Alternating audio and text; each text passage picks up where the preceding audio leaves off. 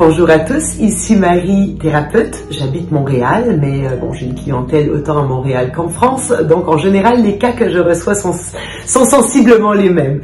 Une des choses qui me revient, c'est ce sentiment de solitude. Cette impression aussi de vide qu'éprouvent énormément de personnes. Alors, j'ai envie de me concentrer sur le regard aujourd'hui, simplement le regard. C'est pas grand-chose, mais marcher dans la rue. Est-ce que vous remarquez à quel point les gens évitent le regard de l'autre? C'est pas systématique, bien évidemment, je généralise, mais est-ce que vous avez remarqué à quel point les gens ne se regardent plus lorsqu'ils marchent dans les rues? C'est pas grand-chose, hein, vous croisez quelqu'un et simplement un échange de regards, un petit sourire, parfois un bonjour, c'est si peu de choses, mais ça vient produire une hormone. En fait, votre cerveau produit cette hormone qui s'appelle l'ocytocine, qui est une hormone d'attachement, qui procure du bien-être. Ça procure, vous savez, une sorte de...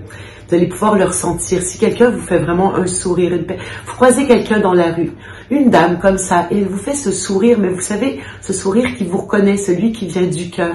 Et là, tout de suite, au niveau de votre corps, vous allez ressentir.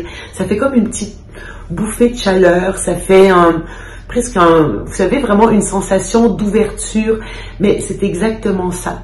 Or, avec toutes nos technologies, on est tout le temps sur un écran, on perd le contact réel avec les gens. Mais la vie, elle est autour de vous, elle n'est pas dans votre écran, elle est autour de vous. Vous sortez dans la rue, là tout de suite, c'est les sens qu'il faut remarquer, parce que la vie rentre par vos sens. Alors prenez le temps d'entendre, d'écouter, de regarder, de sourire. Prenez juste ce temps. Voyez-le comme une pause. Ne vous dites pas simplement je me rends du point A au point B, que personne m'emmerde sur mon chemin. Non, non, non. Prenez juste le temps de profiter de votre passage du point A au point B. Prenez le temps de voir ces gens qui vous sourient, participer à la vie. Je sais qu'on entend tellement parler là les hommes qui doivent plus parler aux femmes, les hommes ont peur de parler aux femmes parce que au secours, harcèlement. Mais non, il n'y a pas d'harcèlement dans un sourire, il n'y a pas d'harcèlement dans un petit compliment, il n'y a pas d'harcèlement dans un échange de regards. Voyons, c'est rien ça. L'autre n'est pas une menace, l'autre n'est pas une ennemie, à moins qu'il vous démontre être un ennemi ou une menace.